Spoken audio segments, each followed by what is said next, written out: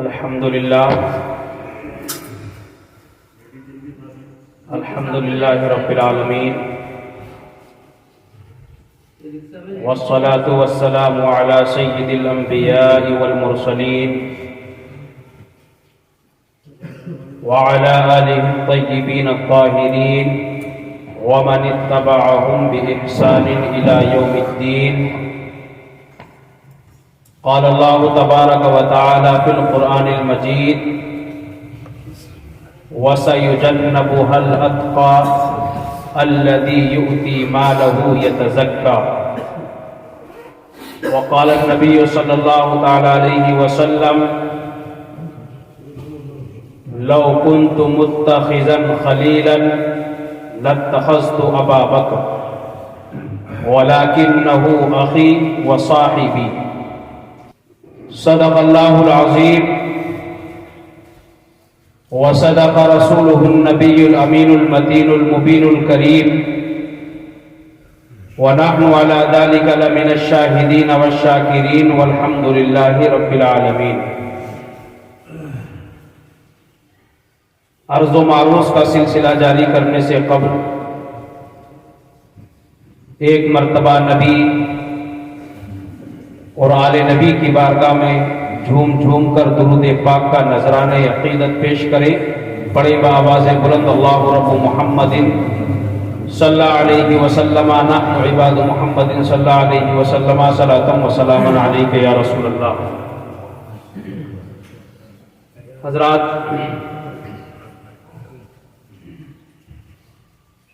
آج کا یہ دن 22 جمادی الثانی، یہ دن اس عظیم ہستی کا یوم وصال ہے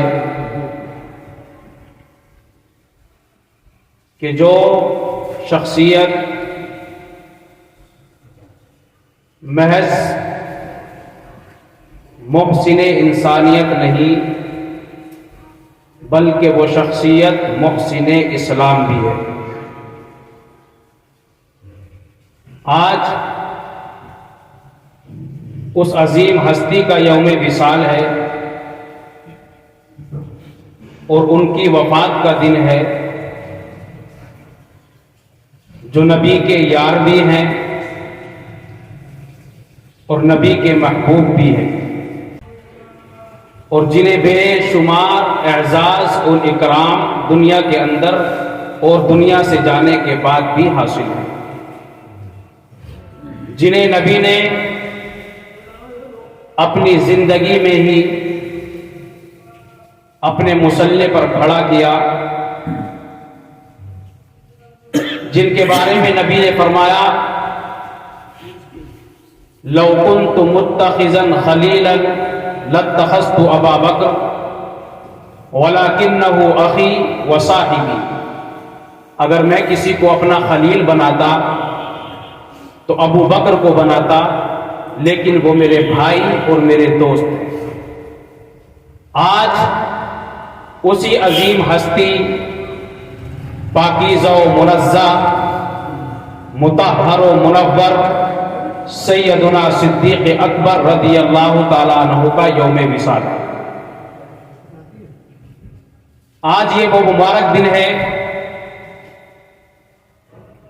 کہ جس دن حضرت ابو بکر صدیق رضی اللہ تعالیٰ عنہ اس دنیا فانی سے کوچ کر گئی، اور اسلام کا ایک عظیم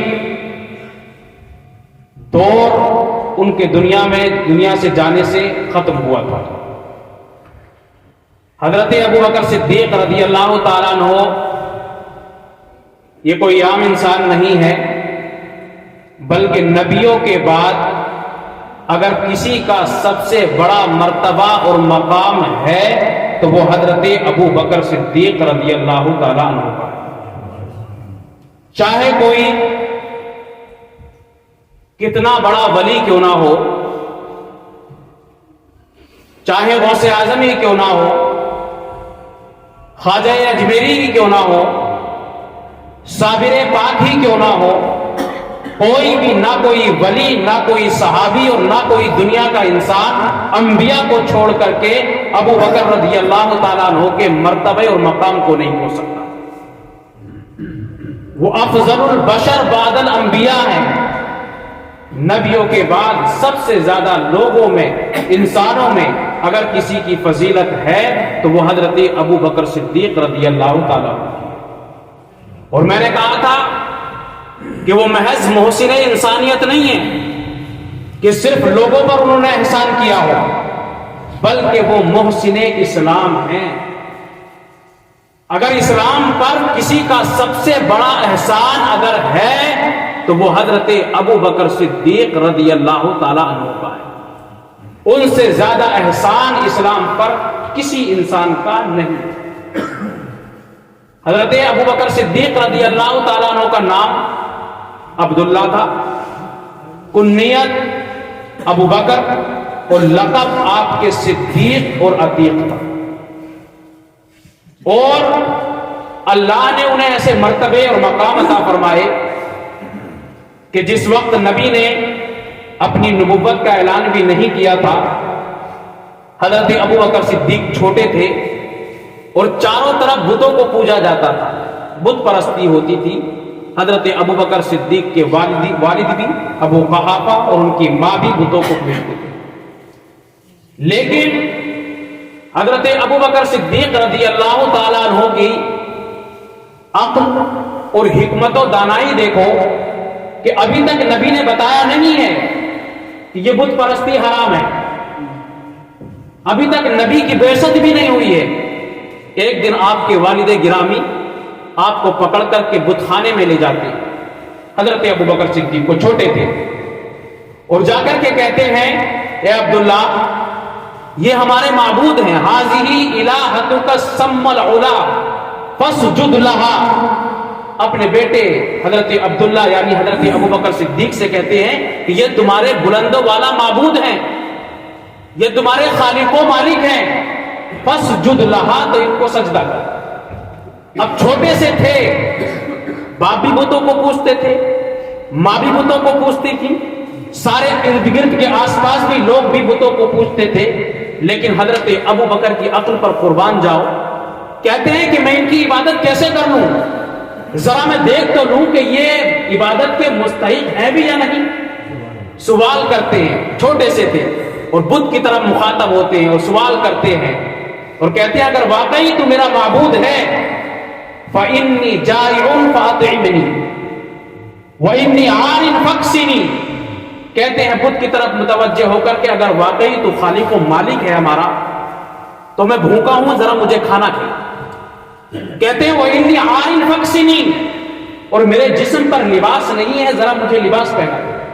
اور ہاتھ میں پتھر لیتے ہیں اور پتھر لینے کے بعد میں کہتے ہیں کہ یہ پتھر میں تیرے مار رہا ہوں، ان کنتا الہن، اگر واقعی تو معبود ہے فمنع نفسک، تو اس پتھر سے اپنے آپ کو بچا۔ یہ حکمت، یہ عقل حضرت ابو بکر صدیق کی تھی۔ آج ہم اپنے اسلام میں غور نہیں کرتے ہیں، بچے تھے چھوٹے سے، لیکن عالم عقل کا یہ تھا، باپ کی بات نہیں مانی، ماں کی بات نہیں مانی، بلکہ خود سے غور و فکر کی، میں دیکھوں تو صحیح کہ جس بت کے پاس، جس معبود کے پاس وہ لے کر کے آئے ہیں وہ عبادت کا مستحق ہے بھی یا نہیں۔ پتھر اٹھا کر کے مارتے ہیں، بت ٹوٹ جاتا ہے، پیچھے سے والد گرامی آ جاتے ہیں، کہتے ہیں کہ بیٹے تم نے یہ کیا کر دیا، یہ ہمارے معبود ہیں، ہمارے خالق و مالک ہیں، تم نے ان کو پتھر مار دیا، یہ تو تم نے بڑے گناہ کا کام کیا۔ ہاتھ پکڑ کر کے واپس ان کی والدہ کے پاس لاتے حضرت ابو بکر، اور آ کر کے کہتے ہیں آج تمہارے بیٹے نے بڑا گناہ کا کام کیا ہے، اس نے پتھر اٹھا کر کے بت کو مارا اور اس کو توڑ دیا ہے۔ حضرت ابو بکر کی والدہ نے جب اتنا سنا تو کہتی ہیں ان کے والد گرامی سے کہ میرے اس بیٹے کو کچھ مت کہو، تم اس کی شان کو، اس کی عظمت کو جانتے نہیں ہو۔ جس وقت یہ پیدا ہوا تھا میں تنہا تھی، کوئی میرے پاس میں نہیں تھا، اور اس وقت میں نے آواز سنی تھی یا امت اللہ علی التحقیق ابشری بالولد العتیق اسمہ فی السماء الصدیق لمحمد صاحب و رفیق۔ ان کی ماں کہتی ہیں کہ اس کو کچھ مت کہنا، اس کے مرتبے کو، اس کے مقام کو تمہیں پتہ نہیں ہے؟ یہ وہ بچہ ہے کہ جس وقت میں اس کو پیدا کر رہی تھی، اس کو جنم میں دے رہی تھی، میں نے غیب سے ایک آواز سنی تھی، کوئی کہنے والے نے کہا تھا یا امت اللہ علی التحقیق ابشری بالولد العتیق، اے اللہ کی بندی تجھے ایسے بچے کی پیدائش مبارک ہو جس کا لقب عتیق ہوگا، اسمہ فی السماء صدیق، اور اس کا نام آسمانوں میں صدیق لکھا گیا ہے، وَلِمُحَمَّدٍ صَاحِبٌ وَرَفِيقٌ، اور یہ دنیا کے اندر محمد صلی اللہ علیہ وسلم کا دوست اور ان کا رفیق ہوگا۔ اس لیے میرے اس بچے کو کچھ کہو مت، تم اس کی عظمتوں کو، اس کی رفعتوں کو نہیں جانتے۔ یہ مرتبہ اور مقام اسلام سے پہلے کا تھا۔ اور میں نے یہ بات جو کہی نا کہ سب سے بڑا احسان اگر کسی کا اسلام پر ہے تو وہ حضرت ابو بکر صدیق رضی اللہ تعالیٰ عنہ کا ہے۔ جان سے بھی اپنے اسلام کو انہوں نے آگے بڑھایا، اور مال کو بھی دیکھیں تو حضرت ابو بکر صدیق رضی اللہ تعالیٰ عنہ سے زیادہ تعاون کسی نے اسلام کے لیے نہیں کیا، بلکہ سب سے پہلے ایمان لانے والے مردوں میں اگر کوئی ہے تو وہ حضرت ابو بکر صدیق رضی اللہ تعالیٰ عنہ سب سے پہلے ایمان لائے۔ اور یہ بہت بڑی بات ہوتی ہے کہ جب چاروں طرف ایک ماحول ہو بت پرستی کا، اس وقت سب سے پہلے نبی نے جو اعلان کیا کہ میں اللہ کا رسول ہوں، اللہ ایک ہے، میں اس محمد اس کا رسول ہوں، سب سے پہلے اللہ کی وحدانیت کا اور نبی کی نبوت اور رسالت کا اگر سب سے پہلے کسی نے اقرار کیا تھا تو اس ذات بابرکت کا نام ابو بکر صدیق ہے۔ نہ باپ کی طرف دیکھا، نہ ماں کی طرف دیکھا، نہ سوسائٹی کی طرف دیکھا کہ لوگ مجھے کیا کہیں گے کہ میں اپنے آباء و اجداد کے دین سے پھر گیا۔ اگر کسی کی طرف دیکھا تو نبی کی جانب دیکھا۔ جیسے ہی نبی نے کہا کہ میں اللہ کا رسول ہوں، سب سے پہلے مردوں میں ایمان لانے والے حضرت ابو بکر صدیق تھے۔ اس لیے اسلام پر ان کا بہت بڑا احسان ہے۔ نیکی کرتے ہیں نا لوگ تو ایک دوسرے کو دیکھ کر کے تو کر لیتے ہیں کہ اس نے کیا تو میں بھی کر لیتا ہوں، لیکن پہل کرنا یہ سب سے بڑی بات ہے۔ اور وہ کوئی ایسا ویسا معاملہ نہیں تھا، اپنے دین کو چھوڑنے کا معاملہ تھا۔ چاروں طرف سے بت پرستی تھی، سب سے پہلے ابو بکر صدیق نے یہ بات کہی ہے، اور اللہ نے ان کو مقام اور مرتبے ایسے عطا فرمائے کہ صحابی جو ہوتے ہیں نا، صحابی یہ اولیاء کرام سے ان کا مرتبہ بہت زیادہ بلند ہوتا ہے۔ غوث اعظم رضی اللہ تعالیٰ عنہ بھی سب سے ولیوں کے سردار ہیں، لیکن وہ بھی کسی صحابی کے قدموں کی دھول کے برابر بھی نہیں ہے۔ یہ صحابی کا مرتبہ ہوتا ہے جس نے نبی کو ایک مرتبہ دیکھ لیا اور جس نے نبی کے دیدار کر لیا تو اس دیدار کی برکت اتنی ہوتی ہے، چاہے کتنا بھی متقی، کتنا بھی پرہیزگار کیوں نہ ہو، جس نے نبی کا دیدار کر لیا اس کے قدموں کی دھول کے برابر بھی کوئی نہیں ہو سکتا۔ اور ان صحابیوں میں سب سے زیادہ افضل اگر کوئی ہیں تو وہ حضرت ابو بکر صدیق ہیں، پھر ان کے مقام و مرتبے کا کیا عالم ہوگا۔ اور سب کو نبی نے کہا کہ یہ میرے صحابہ ہیں، اصحابی کالنجوم، یہ میرے صحابہ ہیں۔ تابعین نے کہا یہ صحابی ہیں، مؤمنین نے کہا یہ صحابی ہیں، لیکن ابو بکر صدیق کو صحابی رب نے کہا ہے۔ قرآن میں کہا ہے ثانی اثنین اذ ہما فی الغار اذ یقول لصاحبہ لا تحزن ان اللہ معنا، تو ابو بکر صدیق کی صحابیت کی دلیل قرآن پاک کے اندر موجود ہے۔ باقی کسی بھی صحابی کو صحابی قرآن نے نہیں کہا ہے، صرف ابو بکر صدیق کو صحابی قرآن نے کہا ہے۔ باقی سب کو صحابی نبی نے کہا کہ یہ میرے دوست ہیں، لیکن دوستی کا ثبوت قرآن کے اندر اگر کسی کی موجود ہے تو وہ حضرت ابو بکر صدیق کی موجود ہے۔ اور قرآن میں رب نے فرمایا جب ہجرت کی رات گئے نا نبی کریم صلی اللہ علیہ وسلم مکہ چھوڑ کر جب مدینے جا رہے تھے، اس وقت بھی اگر کوئی ساتھ میں تھا تو وہ حضرت ابو بکر صدیق رضی اللہ عنہ۔ چاروں طرف سے دشمن حملہ کرنے کے لیے تیار تھے، اس وقت بھی اپنی جان اور مال قربان کرنے کے لیے نبی کے ساتھ اگر کوئی موجود تھا تو وہ ذات بابرکت حضرت ابو بکر صدیق رضی اللہ تعالیٰ عنہ۔ قرآن میں رب نے فرمایا ثانی اثنین، دو میں سے دوسرا، وہ دو تھے، ایک نبی کریم صلی اللہ علیہ وسلم اور ایک حضرت ابو بکر صدیق رضی اللہ تعالیٰ عنہ۔ ثانی اثنین اذ ہما فی الغار، دو میں سے دوسرے نے کہا۔ اب یہ کہنے والا دوسرا کون تھا؟ مفسرین فرماتے ہیں نبی کریم صلی اللہ تعالیٰ علیہ وسلم۔ کیا کہا لا تحزن ان اللہ معنا، اے ابو بکر تمہیں غم میں پڑنے کی ضرورت نہیں ہے، یہ کفار مکہ ہمارا کچھ نہیں بگاڑ سکتے، ان اللہ معنا، اللہ ہمارے ساتھ میں ہے۔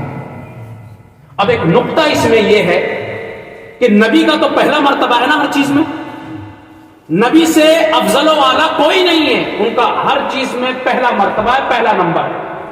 لیکن قرآن نے کہا ثانی اثنین، ان دو میں سے دوسرے نے کہا، اور وہ کہنے والے نبی تھے، تو اس کا مطلب پہلا کون ہوا؟ حضرت ابو بکر صدیق رضی اللہ تعالیٰ۔ تو نبی تو پہلے نمبر پر ہے، لیکن یہاں پر کہا ثانی اثنین، وہ دو میں سے دوسرے ہیں، یعنی محمد صلی اللہ علیہ وسلم، اور پہلا اگر کوئی ہے ان دو میں سے تو وہ حضرت ابو بکر ہے۔ اب یہاں پر حضرت ابو بکر کو پہلا کیوں کہا گیا اور نبی کو دوسرا کیوں کہا گیا؟ یہ جو حال، یہ جو بیان ہے نا اللہ کا یہ اس بارے میں ہے جب آپ غار میں داخل ہو رہے تھے، اس سرنگ کے اندر چھپنے کے لیے داخل ہو رہے تھے، اس وقت داخل ہونے والا پہلا اگر کوئی شخص تھا تو وہ حضرت ابو بکر صدیق تھے۔ اس لیے قرآن نے کہا ان دو میں سے دوسرے غار میں داخل ہونے والے نبی ہیں، اور پہلے داخل ہونے والے حضرت ابو بکر صدیق رضی اللہ تعالیٰ عنہ۔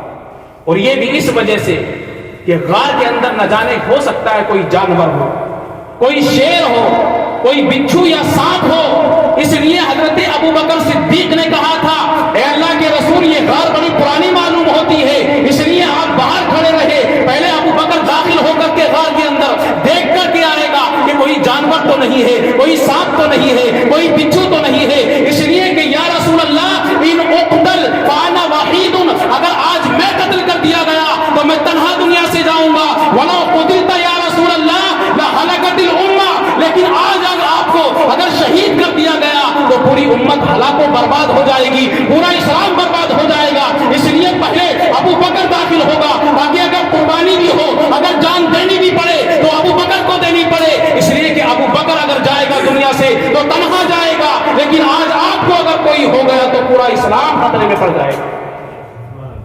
اس لیے قرآن نے نقشہ بیان کیا ہے کہ دوسرے داخل ہونے والے نبی تھے، پہلے اگر کوئی ذات داخل ہوئی اس غار کے اندر تو وہ حضرت ابو بکر صدیق رضی اللہ تعالیٰ عنہ کی ذات۔ اس لیے قرآن نے کہا کہ وہ پہلے ہیں، دوسرے نبی۔ وہ جب اندر داخل ہوئے تو وہاں پر بڑے سوراخ تھے چاروں طرف اس غار کے اندر۔ حضرت ابو بکر صدیق رضی اللہ تعالیٰ عنہ نے اپنے ازار کو، اپنے کپڑے کو پھاڑتے ہیں اور کپڑوں کو پھاڑ کر کے ان سوراخوں کو بند کرتے تھے کہ کہیں ایسا نہ ہو کوئی سانپ یا بچھو نکل کر کے میرے نبی کو نقصان پہنچا دے۔ سارے سوراخوں کو بند کر دیتے ہیں، اور روایت میں آتا ہے ایک سوراخ باقی رہ جاتا ہے۔ ابو بکر صدیق نے سوچا کہ اب اگر کپڑے پھاڑتا ہوں تو جسم کھل جائے گا، کپڑے نہیں پھاڑے اور اپنا انگوٹھا پیر کا اس سوراخ کے اندر کو ڈال دیتے اور نبی کو آواز دیتے ہیں یا رسول اللہ تشریف لے آئے۔ اللہ کے رسول آئے، جیسے داخل ہوتے تھکے ہوئے تھے، ابو بکر صدیق کی ران پر سر رکھتے ہیں اور سو جاتے ہیں۔ ابو بکر صدیق کی ران پر سر رکھتے ہیں، سو جاتے ہیں۔ حضرت ابو بکر صدیق کا ایک پیر کا انگوٹھا اس سوراخ کے اندر موجود تھا، اور اس سوراخ کے اندر ایک سانپ تھا۔ اس سانپ نے بار بار اپنی پیٹھ کو ابو بکر صدیق کے انگوٹھے پر رگڑا، کاٹا نہیں، پہلے بار بار رگڑتا ہے وہ سانپ کہ ابو بکر صدیق اپنے انگوٹھے کو اس سوراخ سے نکال لیں، لیکن حضرت ابو بکر صدیق کی ران پر نبی کریم صلی اللہ علیہ وسلم کا سر اقدس رکھا ہوا تھا۔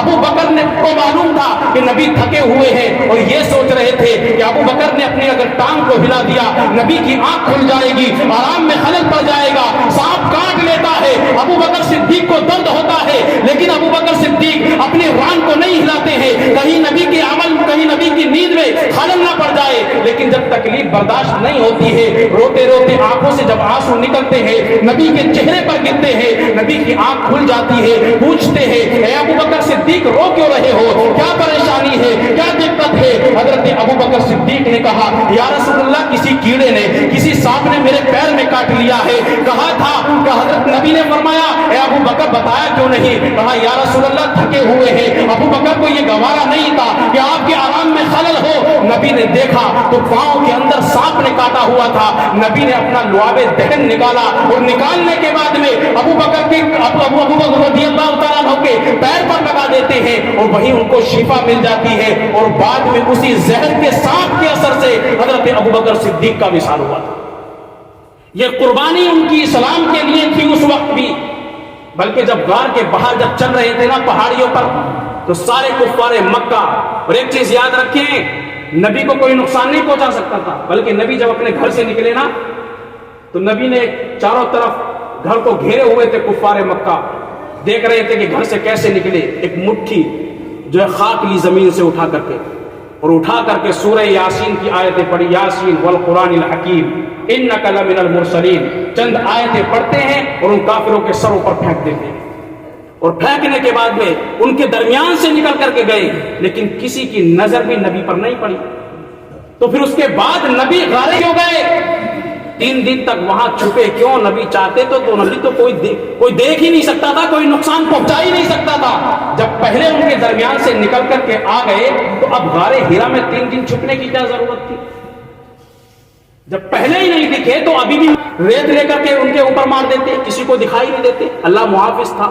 لیکن ابو بکر صدیق کے ساتھ یہ سفر کر کے نبی نے لوگوں کو بتا دیا کہ میرے اس صحابی کا مقام سب سے افضل و اعلیٰ ہوگا, اور آج جو میں یہ سفر کر رہا ہوں, اس کے ساتھ کھانے جا رہا ہوں, اس کے کاندھوں پر سوار ہو رہا ہوں, یہ اس لیے تاکہ جب کہا جائے کل کہ ابو بکر صدیق رضی اللہ تعالیٰ عنہ کا مقام و مرتبہ سب سے افضل و اعلیٰ ہے, تو کوئی میرے ابو بکر صدیق پر اعتراض نہ کرے, کوئی یہ نہ کہے کہ سب سے افضل و اعلیٰ مولائے کائنات ہے, کوئی یہ نہ کہے کہ سب سے افضل و اعلیٰ عمر فاروق ہے. اس لیے آج میں اس صحابی کے مقام و مرتبہ کو بتانے کے لیے اس کے ساتھ 3 دن غارے ہوں, تاکہ لوگ اس کی قربانیوں کو یاد کر کے اس کو مانے کہ ابو بکر صدیق سے زیادہ مقام و مرتبہ نہ کسی ولی کا ہے اور نہ کسی صحابی کا ہے. اس لیے نبی نے ان کے ساتھ ہجرت فرمائی, کاندھے پر سوار. نبی کریم صلی اللہ علیہ وسلم, جو لوگ گئے ہیں نا جبل سور, انہوں نے دیکھا ہوا کتنا اونچا ہے, آدمی سے چڑھا نہیں جاتا ہے خالی.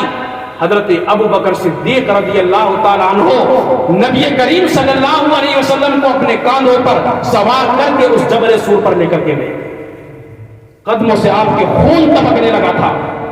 یہ قربانی اسلام کی خاطر اگر کسی نے دی ہے تو وہ حضرت ابو بکر صدیق رضی اللہ تعالیٰ عنہ نے دی. حضرت عمر تمنا کرتے تھے میری دنیا کی جتنی بھی میں نے نیکیاں کی ہیں نا, میری یہ نیکی ابو بکر کی اس رات کی ایک نیکی کے برابر بھی نہیں ہے. 2 نیکیاں ایسی ہیں ابو بکر صدیق رضی اللہ تعالیٰ عنہ کی کہ ان نیکیوں کو میری زندگی بھر کی نیکیاں بھی نہیں پوچھ سکتی. ایک تو ہجرت کی رات کی نیکی, اور دوسری کہ جس وقت حضرت ابو بکر صدیق رضی اللہ تعالیٰ عنہ خلیفہ جب بنے اور منصب خلافت پر جب بیٹھے تو اس وقت بعض لوگوں نے کہا تھا کہ ہم زکوٰۃ نہیں دیں گے, ہم زکوٰۃ کا انکار کرتے ہیں. زکوٰۃ کا انکار انہوں نے کیا. تب اس وقت حضرت عمر رضی اللہ تعالیٰ عنہ جو بڑے سخت تھے, انہوں نے بھی کہا کہ چلو چھوڑ دیا جائے وقتی طور پر, کہیں ایسا نہ ہو کہ ہم زکوٰۃ اگر لیں ان سے تو یہ جو ہے دین سے پھر نہ جائے, ان کو چھوڑ دو, ان کے ساتھ نرمی کرو. حالانکہ حضرت ابو بکر عمر رضی اللہ تعالیٰ عنہ کی شدت کا عالم تو یہ تھا کہ سامنے کوئی پڑتا نہیں تھا, شیطان بھی راستہ بدل دیتا تھا. لیکن ایسے موقع پر کہا کہ نبی کا ابھی وصال ہوا ہے, اگر ہم ان سے زکوٰۃ زبردستی لیں گے, ہم ان سے زکوٰۃ کا حکم نافذ کریں گے تو ہو سکتا ہے یہ دین سے پھر جائے. اس لیے عمر نے حضرت ابو بکر صدیق سے کہا تھا کہ ان سے زکوٰۃ کو معاف کر دو. نبی کریم صلی اللہ علیہ وسلم کے ان صحابی نے کہا تھا قسم خدا کی اگر کوئی رسی کا ٹکڑا بھی زکوٰۃ میں اگر دیتا تھا, آج جب تک ابو بکر زندہ ہے اس وہ رسی کا ٹکڑا بھی زکوٰۃ میں نہیں لے لے گا, اس وقت تک دم میں دم ابو بکر صدیق نہیں لے گا. اس وقت حضرت ابو بکر صدیق نے یہ کہا تھا, اور بعد میں ان سے قتال بھی کیا اور ان سے زکوٰۃ بھی لی, اس لیے کہ ہو سکتا ہے آج زکوٰۃ کو اگر چھوڑ دیا جائے کل نماز کو کہیں گے, پرسوں روزے کو کہیں گے, اس سے اگلے دن حج کو کہیں گے, اس طریقے سے دین ختم ہو جائے گا. اے عمر میں زکوٰۃ کو معاف کرنے والا نہیں ہوں, نبی جیسے دین چھوڑ کر کے گئے ہیں جب تک میں زندہ ہوں دین میں کوئی تبدیلی نہیں ہونے دوں گا. تو حضرت عمر نے کہا تھا یہ جو 2 نیکیاں ہیں نا, ایک ہجرت کے موقع کی اور اس وقت جب نبی کے وصال کے بعد بعض لوگوں نے زکوٰۃ کا انکار کیا تھا, یہ 2 نیکیاں ایسی ہیں ابو بکر صدیق کی کہ میری پوری زندگی کی نیکیاں ان 2 نیکیوں کے برابر ہیں.